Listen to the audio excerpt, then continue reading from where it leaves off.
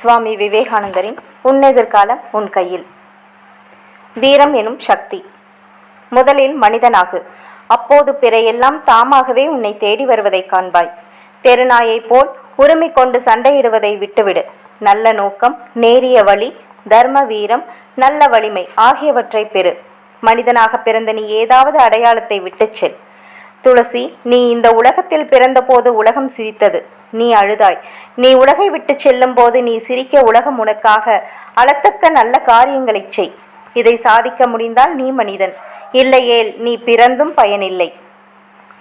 இந்த உலகம் எதை சொல்கிறதோ சொல்லட்டும், நான் என் கடமையை செய்கிறேன். இதுதான் ஒரு வீரனின் செயல்முறையாக இருக்க வேண்டும். அப்படி இல்லாமல் இவன் என்ன சொல்கிறான், அவன் என்ன எழுதுகிறான் என்பதிலேயே இரவும் பகலும் மனதை செலுத்தி கொண்டிருந்தால் இந்த உலகத்தில் பெரும் காரியங்கள் எதையும் சாதிக்க முடியாது. சான்றோர்கள் உன்னை பாராட்டட்டும் அல்லது பழிக்கட்டும். செல்வத்தின் தேவதையான லக்ஷ்மி வரட்டும் அல்லது அவளுக்கு எங்கு விருப்பமோ அங்கே போகட்டும். மரணம் இன்றோ அல்லது 100 ஆண்டுகள் கழித்தோ வரட்டும். என்ன நேர்ந்தாலும் மேலூர்கள் நேரான பாதையிலிருந்து ஒருபோதும் தவறமாட்டார்கள் என்னும் சமஸ்கிருத ஸ்லோகம் உனக்கு நினைவிருக்கிறதல்லவா?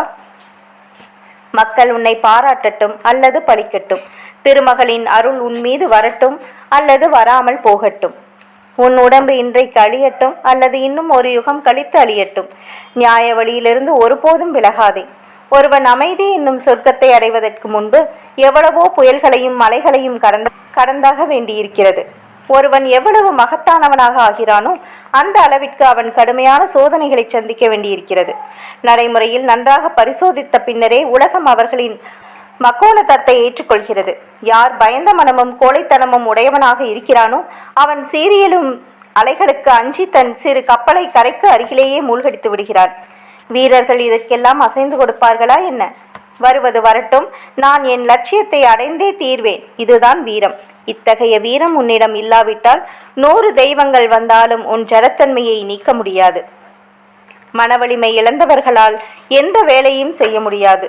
பிறவிகள் தோறும் அவர்கள் அழுது அரற்றிக்கொண்டே வந்து போகிறார்கள். வீரபோக்கியா வசூந்தரா.